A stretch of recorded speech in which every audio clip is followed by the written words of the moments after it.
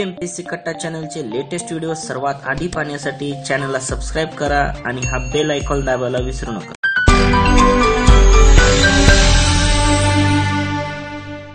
विद्यार्थी मित्रांनो, मी धनंजय मते, स्वराज्य अकॅडमी संचालक पुणे। आपण पंचवार्षिक योजनांची एक सिरीज पाहत आहे। त्यामध्ये सुरुवातीला आपण 3 पंचवार्षिक योजना आणि वार्षिक योजना कव्हर केलेल्या आहेत। आता आपण या व्हिडिओमध्ये चौथी पंचवार्षिक योजना पाहणार आहे। चौथी पंचवार्षिक योजनेला 2019 मध्ये 50 वर्ष पूर्ण झालेली आहेत। त्यामुळे चौथ्या पंचवार्षिक योजनेचं जे महत्त्व आहे परीक्षेच्या दृष्टीने खूप जास्त राहणार आहे। सोबतच चौथ्या पंचवार्षिक योजनेमध्ये ज्या घडामोडी झालेल्या आहेत तर त्या घडामोडी खूप महत्त्वाच्या ठरतील, कारण की चौथ्या पंचवार्षिक योजनेमध्ये 1969 ला बँकांचं झालेलं राष्ट्रीयकरण असेल, सोबतच MRTP असेल, त्यानंतर अग्रणी बँक योजना असेल।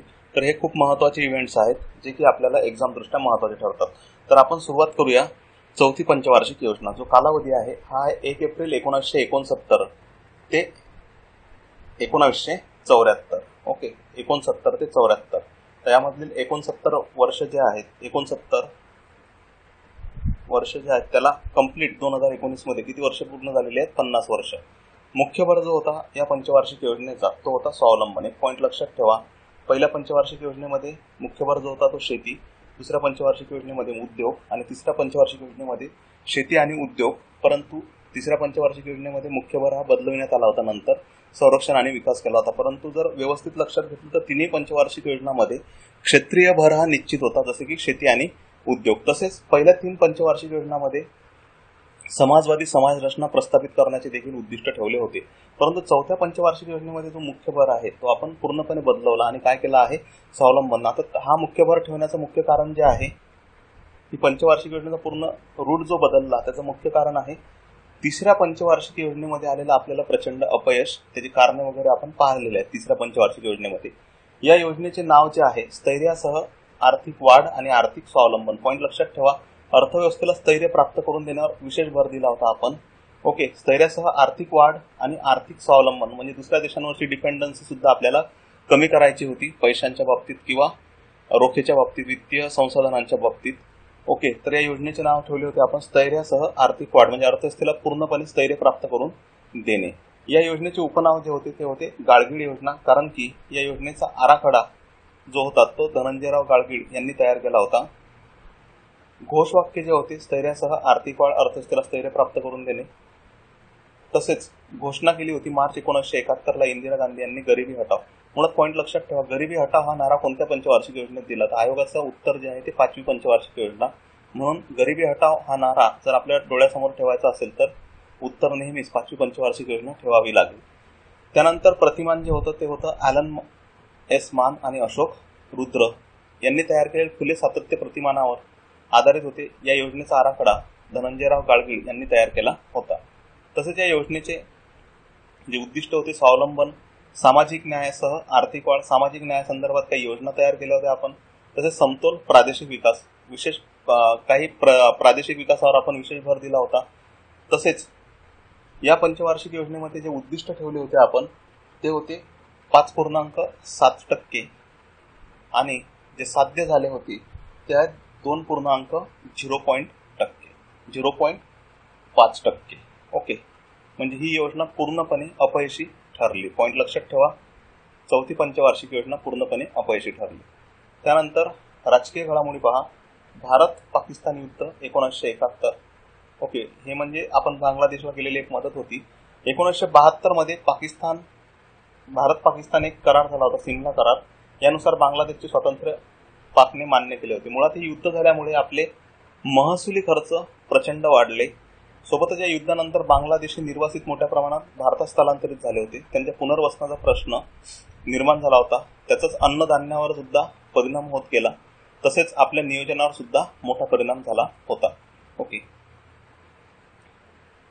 तेलाचे संकट 1973 ला इजिप्त आणि इस्रायल यांच्यामधील योम किप्पर युद्धामुळे 1973 ला आंतरराष्ट्रीय बाजारपेठेत तेलाच्या किमती 400% वाढल्या होत्या। मुळात हे एक कारण आहे की जे युद्धांचं आहे, पण त्याचा परिणाम जो आपल्या अर्थव्यवस्थेवर झाला तो विशेष म्हणजे आपल्याला कच्चं तेल जे आहे ते प्रचंड महाग झालं। ओके, त्यामुळे आपली आयात महाग झाली। ओके, आयात महाग झाल्यामुळे आपला परकीय चलनसाठा हा कमी झाला, म्हणजे व्यवहार तोलावरची तूट सुद्धा काही काळापुरती वाढली होती. त्यालाच आपण ऑइल शॉक्स किंवा ऑइल क्रायसिस म्हणतो. ओके.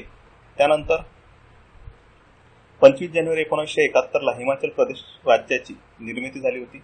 त्यानंतर पहा 1969 monopolies restrictive trade and practices act आणला होता आपण आर्थिक शक्तीचे केंद्रीकरण रोखण्यासाठी आणि उद्योगातील मक्तेदारी रोखण्यासाठी. ओके. तर हा ऍक्ट आपण थोडा विस्तृत पाहूया. MRTP कायद्याला 2019 मध्ये 50 वर्ष पूर्ण झाली. ओके.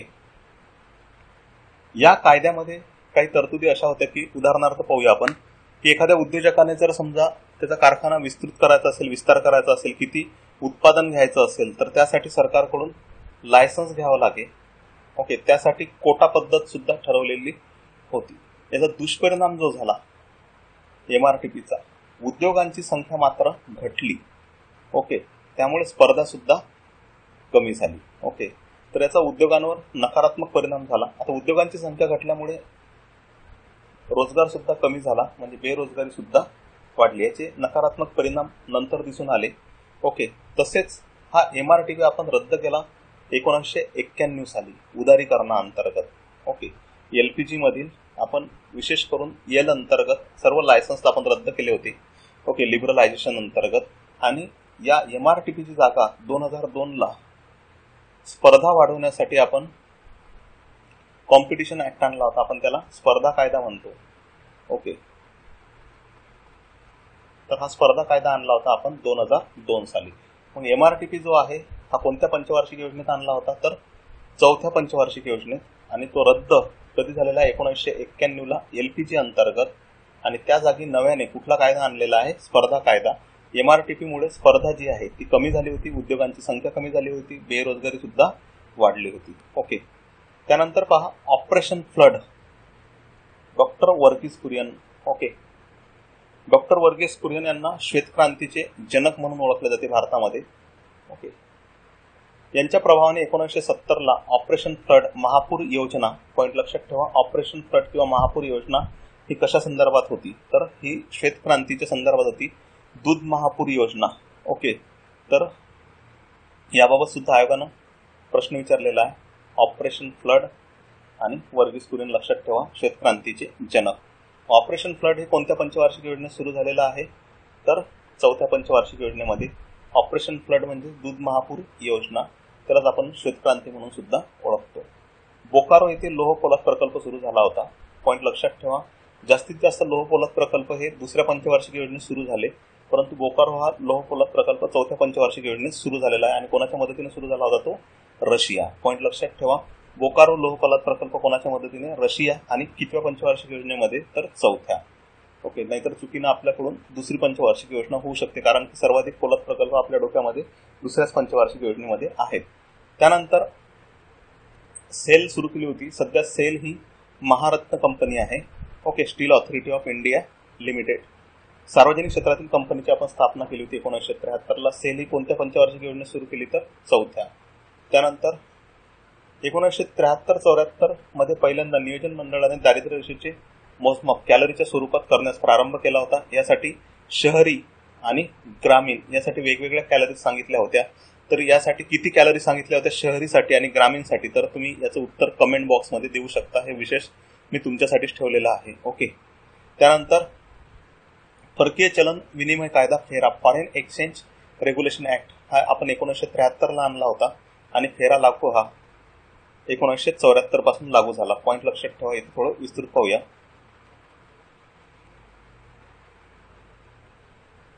फेरा भारतातील परकीय चलनाचे संरक्षण आणि वाढ घडविण्यासाठी होता. एकूणच परकीय व्यवहारांवर याने नियंत्रण आणले, व्यवहार तोलावर नियंत्रण आणले, BOPवर. तसेच भारतीय गुंतवणूकदारांना परदेशातून गुंतवणुकी सुद्धा उभारण्यात मोठ्या प्रमाणात अडचणी येत होत्या फेरामुळे. म्हणजे फेरामुळे एक गुंतवणुकीचं प्रमाण मोठ्या प्रमाणात कमी झालं. हा फेराचा दुष्परिणाम म्हणू शकतो. फेरा आपण पुन्हा एल अंतर्गत रद्द केला, लिबरलायझेशन अंतर्गत. आणि फेराची जागा 1999 साली फेमा कायद्याने घेतली. पॉइंट लक्षात ठेवा, फेराची जागा फेमाने घेतली. परंतु फेरा आणि MRTP हे दोन्ही कायदे, फेरा आणि MRTP हे दोन्ही कायदे जे रद्द झालेले आहेत ते 91 साली LPG मधील एल अंतर्गत रद्द झालेले आहेत. एकदम मायक्रो लक्षात ठेवा. कधी कधी आपण आर्थिक सुधारणा अंतर्गत रद्द सांगतो किंवा प्रायव्हेटायझेशन किंवा ग्लोबलायझेशन अंतर्गत रद्द सांगतो. तर आयोगाचा एकदम मायक्रो जर प्रश्न विचारला गेला, एमआरटीपी आणि फेरा हे एलपीजी मधील कशा अंतर्गत रद्द केले, तर एल अंतर्गत रद्द केले. एमआरटीपी आणि फेरा हे दोन्ही कायदे 91 साली रद्द केले. एमआरटीपीची जागा स्पर्धा कायद्याने घेतली, तर फेराची जागा फेमाने घेतली. त्यानंतर पहा, अवर्षण प्रवण क्षेत्र विकास कार्यक्रम आपण सुरू केला होता 73-74 साली. त्याचं उद्दिष्ट लक्षात ठेवा, मेन्स अँगलला फक्त जमीन, पाणी व इतर नैसर्गिक स्रोत यांचा संतुलित विकास करणे. भारतात 1972-73 आणि सोबत अजून समोरचा पॉईंट सांगतो 76-77 असा 2 वेळेस भारताचा व्यापार तोल हा अनुकूल ठरला. 72-73 जो अनुकूल ठरला होता तो प्लस 104 कोटीने ठरला होता. इथे 108 आहे, ओके सॉरी, 104 कोटींनी ठरला होता. आणि 76-77 प्लस 68 कोटींनी ठरला होता. पॉईंट लक्षात ठेवा, प्लस 104 कोटी आणि प्लस 68 कोटी. तूट असली तर आपल्याला निगेटिव्ह दिसते आणि शेष असेल तर आपल्याला प्लस दिसते नेहमीच. ओके, बँकिंग विकास विशेष लक्षात ठेवा. या पंचवार्षिक योजनेमध्ये बँकिंग विकास समाजवादी समाज रचनेचे उद्दिष्ट पूर्ण करण्यासाठी, आता समाजवादी समाज रचना म्हणजे मालकी जी आहे ती खाजगीकडून सरकारकडे जात असते, पूर्ण करण्यासाठी 19 जुलै 1969 ही डेट लक्षात ठेवा. याला 50 वर्ष पूर्ण झाली रिसेंटली. ओके, 50 कोटीपेक्षा जास्त ठेवी हा प्रश्न खूप वेळा विचारलेला आहे. 14 बँकांचे राष्ट्रीयकरण केले. पॉईंट लक्षात ठेवा, मुळात 69 साली 14 आणि 80 साली 6 असे टोटल आपण 20 बँकांचे राष्ट्रीयकरण केले होते. ओके, तर राष्ट्रीयकृत बँका सुरुवातीला 20 होत्या, त्यांची संख्या हळूहळू कमी होत राहिली बँकांचं विलिनीकरण झाल्यामुळे. ओके, तर 19 जुलै 1969 साली 50 कोटीपेक्षा जास्त ठेवी असलेल्या किती बँकांचं राष्ट्रीयकरण केलं होतं? 14. तर बँकांचं राष्ट्रीयकरण हे कोणत्या पंचवार्षिक योजनेत, पहिलं राष्ट्रीयकरण हे कोणत्या पंचवार्षिक योजनेत झालेलं आहे? तर 4थ्या. त्यानंतर अग्रणी बँक योजना, त्याला लीड बँक स्कीम म्हणून सुद्धा ओळखले जाते, LBS. तर गाडगीळ अभ्यास गटाच्या शिफारशीनुसार तसेच FKS नरिमन समितीच्या शिफारशींनुसार प्रस्तावित रचनेनुसार 1969 मध्ये आरबीआयने क्षेत्रीय विकासाच्या दृष्टीने, पॉईंट लक्षात ठेवा, क्षेत्रीय विकास इथे प्रश्न विचारलेला आहे, अग्रणी बँक योजना सुरू केली होती. पॉईंट लक्षात ठेवा, अग्रणी बँक योजनेवर आयोगाने सर्वाधिक प्रश्न विचारलेले आहेत. 3 ते 4 अँगल आहेत, आपण ते क्लिअर करूया इथंच.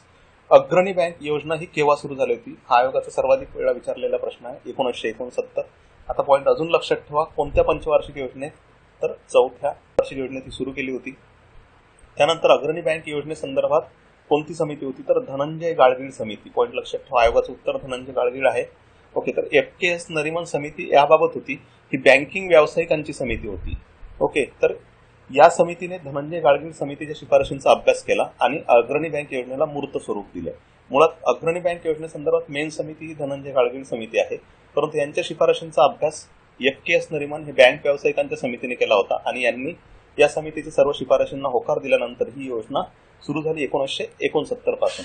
क्षेत्रीय विकासाच्या दृष्टीने यामध्ये जिल्हा दत्तक घेणे, ओके, या योजनेअंतर्गत जिल्ह्याला दत्तक घेतले जाते. ओके, तर अग्रणी बँक योजनेअंतर्गत काय दत्तक घेतले जाते? तर जिल्हा. त्यानंतर GIC जनरल इन्शुरन्स कॉर्पोरेशन 1972 मध्ये साधारण विमा, 2 विमा आहेत, एक लाईफ इन्शुरन्स आणि एक आहे जनरल इन्शुरन्स कॉर्पोरेशन. तर GIC ची जी स्थापना झाली होती 1972 ला. मुळात GIC म्हणजे उदाहरणार्थ आपल्या मराईन इन्शुरन्स असेल किंवा फायर इन्शुरन्स असेल त्याबाबत जे आहे त्याला आपण जनरल इन्शुरन्स म्हणतो आणि आपल्या स्वतःबाबत जे आहे त्याला लाईफ इन्शुरन्स म्हटलं जाते. ओके, त्यानंतर आहे योजनेचे मूल्यमापन. हा पॉईंट सर्वाधिक महत्वाचा आहे. सर्वाधिक खर्च कृषी क्षेत्रावर करण्यात आला, किती टक्के झालेला आहे? तर 24. त्याखालोखाल उद्योग, वाहतूक, सामाजिक सेवा आणि ऊर्जा. सर्वाधिक खर्च 4थ्या पंचवार्षिक योजनेमध्ये कशावर झालेला आहे? तर कृषी क्षेत्रावर. मुळात टार्गेट जे होतं ते स्वावलंबन होतं. अन्नधान्याचं उत्पादन मात्र वाढलेलं आहे. ओके, म्हणजे चलनवाढ जी आहे ही वाढलेली होती, परंतु अन्नधान्याशी संबंधित नाही आहे. तर त्याचं कारण वेगवेगळे आहे. 68-69 मध्ये महागाईचा निर्देशांक 165 वरून तो 284 इतका झाला होता. हे जे जुने कारण आहेत तर त्याचा संबंध इथं येतो. त्यानंतर मंद औद्योगिक वाढ, औद्योगिक वृद्धी दराचे लक्ष्य 8% वरून साध्य झाले 2.5. याचं कारण MRTP आणि फेरा लायसन्स राज्य आहे, तर त्याचा परिणाम या पंचवार्षिक योजनेतून औद्योगिक किंवा उद्योगांवर हा दिसून आला. ओके, मी आधीच सांगितलं होतं नकारात्मक परिणाम, त्याची स्पर्धा घटली. ओके, उत्पादन घटले कारण की वेळेवर लायसन्स मिळत नव्हते, त्यामुळे उद्योगांची संख्या कमी झाली आणि मंद औद्योगिक वाढ दिसून आली. त्यानंतर राष्ट्रीय उत्पन्नाचा अल्पवृद्धी दर GDP टार्गेट सुद्धा आपलं पूर्ण होऊ शकलं नाही. 5.7 चे टार्गेट्स होतं, साध्य केवळ 3.2% झालं. म्हणजे उत्पादन देखील घटलं होतं अन्नधान्य वगळता. राष्ट्रीय उत्पन्नातील एकूण वाढ ही 16.5% झाली. इतर काही महत्वाचे मुद्दे पाहूया आपण थोडक्यात. ऑपरेशन फ्लड, महापूर योजना, दूध महापूर योजना. दुग्ध उत्पादन वाढून दुधाचा महापूर यावा अशी यामागची कल्पना होती. याचा पहिला टप्पा 1970 मध्ये वर्गीस कुरियन, श्वेतक्रांतीचे जनक, ओके, वर्गीस कुरियन यांच्या मार्गदर्शनाखाली सुरू झाला होता. नॅशनल डेअरी डेव्हलपमेंट बोर्ड यांच्या मार्फत ऑपरेशन फ्लड प्रोग्राम सुरू केला होता. पॉईंट लक्षात ठेवा, ॲग्रीसाठी GS4 ला. भारतामध्ये ऑपरेशन फ्लड प्रोग्राम कोणा अंतर्गत सुरू केला होता, तर नॅशनल डेअरी डेव्हलपमेंट बोर्ड. भारतामध्ये श्वेतक्रांती ही किती टप्प्यांमध्ये राबवलेली आहे, पॉईंट लक्षात ठेवा, 3 टप्प्यांमध्ये. पहिला टप्पा 70 ते 80, दुसरा 81 ते 85 आणि तिसरा टप्पा होता 85 ते 96. या कार्यक्रमासाठी NDDBचे अध्यक्ष वर्गीस कुरियन यांना पद्मभूषण, रेमन मॅग्सेसे आणि वर्ल्ड फूड प्राइज म्हणजेच अन्नधान्याच्या बाबतीतला हा जगातील सर्वोच्च पुरस्कार मानला जातो, वर्ल्ड फूड प्राइज, याने गौरविण्यात आले. त्यानंतर पहा, एक गाळगीळ फॉर्म्युला म्हणून वापरला होता. पहिल्या 3 पंचवार्षिक योजनांमध्ये केंद्रातर्फे केले जाणारे आर्थिक संसाधनांचे वितरण विविध राज्यांमध्ये असमान होते. असमान म्हणजेच काही राज्यांना खूप जास्त मोठ्या प्रमाणात अनुदान दिले गेले आणि काही राज्यांना कमी. तर आपण याला दुसऱ्या भाषेत म्हणू शकतो केंद्रीकृत किंवा सेंट्रलाइज मोठ्या प्रमाणात आर्थिक संसाधनांचं काय झालं होतं, वाटप. तर यावर उपाय म्हणून गाळगीळ फॉर्म्युला आपण तयार केला होता. हा गाळगीळ फॉर्म्युला 4थ्या योजनेपासून आपण लागू केला आहे. तर गाळगीळ फॉर्म्युला काय सांगते आपण तो थोडा पाहूया, महत्वाचा. यानुसार आसाम, JNK म्हणजे जम्मू अँड काश्मीर आणि नागालँडवर जास्त भर दिला होता. पॉईंट लक्षात ठेवा, गाळगीळ फॉर्म्युल्यानुसार कोणत्या ठिकाणी सर्वाधिक भर दिला होता, आसाम, जम्मू काश्मीर आणि नागालँड. आणि उर्वरित मदत इतर राज्यांना विभागून देण्यासाठी खालील निकष ठरविले होते. ओके, तर सर्वाधिक भारांक हा कशावर होता, तर लोकसंख्येच्या आधारावर. जसं की आज वित्त आयोगाच्या शिफारशीनुसार महसुलामध्ये सर्वाधिक वाटा जसा UPला मिळते, कारण की त्यांची लोकसंख्या कशी आहे, जास्त. तर गाळगीळ फॉर्म्युला सुद्धा त्याच सारखा होता. तर त्यांनी सांगितलं होतं की जिथे लोकसंख्येचं प्रमाण जास्त असेल त्याला सर्वाधिक भारांक देण्यात यावा. त्यानंतर दुसरा भारांक जो आहे हा कर प्रयत्नासाठी असेल. त्यानंतर तिसरा भारांक दरोडे उत्पन्न 10%, ऊर्जा क्षमता, सिंचन यासाठी 10% आणि 10 त्या राज्यांचे वैयक्तिक काही जे प्रश्न असतील त्यासाठी. तर सर्वाधिक भारांक लक्षात ठेवा, लोकसंख्या आणि एकूण किती भारांक होते, 1, 2, 3, 4 आणि 5. पॉईंट लक्षात ठेवा, गाळगीळ फॉर्म्युल्यानुसार एकूण किती घटकांवर किंवा किती बाबींवर भारांक ठरवलेले होते, 5, आणि सर्वाधिक भारांक जो होता तो लोकसंख्येवर होता. त्यानंतर गाळगीळ फॉर्म्युला हा कोणत्या पंचवार्षिक योजनेपासून लागू करण्यात आला, तर 4थ्या. कोणत्या ठिकाणी सर्वाधिक भर देण्यात आला, आसाम, JNK आणि नागालँड. हा गाळगीळ फॉर्म्युला 4थ्या आणि 5व्या योजनेसाठी वापरला गेला. त्यानंतर 6व्या आणि 7व्यासाठी पुन्हा सुधारित गाळगीळ फॉर्म्युला वापरला. म्हणजे मुळात 4थी पासून ते 7वी पर्यंत गाळगीळ फॉर्म्युलाच वापरण्यात आला, फक्त सुधारित होता. त्यानंतर 8व्या योजनेपासून जी 92 नंतर सुरू झाली होती, प्रणव मुखर्जी यांनी बनवला होता मुखर्जी फॉर्म्युला. त्यांनी सुद्धा सर्वाधिक भारांक जो आहे तो लोकसंख्येवर दिला होता आणि त्यांनी 4 निकष सांगितले होते, लोकसंख्या, दरोडे उत्पन्न, राज्याचे वैयक्तिक प्रश्न आणि कर प्रयत्न. ओके, तर त्याला मुखर्जी फॉर्म्युला म्हणून ओळखले जाते. पुन्हा एक वेळ पाहूया 4थी पंचवार्षिक योजनेमधील काही विशेष पॉइंट्स. 4थ्या पंचवार्षिक योजनेला 2019 मध्ये 50 वर्ष पूर्ण झाली. मुख्य भर होता स्वावलंबन, पहिल्यांदा क्षेत्रीय भर बदलविण्यात आला. स्थैर्यासह आर्थिक वाढ, अर्थव्यवस्थेला स्थैर्य प्राप्त करून देणे. त्यानंतर योजनेचे उपनाव जे होते ते गाळगीळ योजना होते. गरिबी हटाव आणणार याला, परंतु आयोगाने जर प्रश्न विचारला तर 5वी योजना सांगावी लागेल. ॲलन एस मन आणि अशोक रुद्र हे प्रतिमान वापरलेले आहे. त्यानंतर भारत पाकिस्तान युद्ध झालं होतं, याचा सर्वाधिक परिणाम आपल्या अर्थव्यवस्थेवर आणि नियोजनावर झाला, कारण की स्थलांतर मोठ्या प्रमाणात वाढले होते. त्यानंतर तेलाचे संकट, त्याचा परिणाम आपल्या BOPवर झाला. MRTP कायदा स्पर्धा घडली होती, MRTP रद्द 91ला, त्या जागी स्पर्धा कायदा आणला. ऑपरेशन फ्लड प्रोग्राम आपण सुरू केला होता. बोकारो लो प्रकल्प झारखंड रशियाच्या मदतीने सुरू केला होता. सेल स्थापन केली होती. पहिल्यांदा नियोजन मंडळाने दारिद्र्य रेषेचे मोजमाप कॅलरीच्या स्वरूपात केली होती. भारतामध्ये दारिद्र्य मोजणारी नोडल एजन्सी म्हणून नियोजन आयोग कार्य करत होता. ओके, तर त्यासाठी त्यांनी शहरी आणि ग्रामीण अशा 2 भागातल्या कॅलरी सांगितल्या होत्या.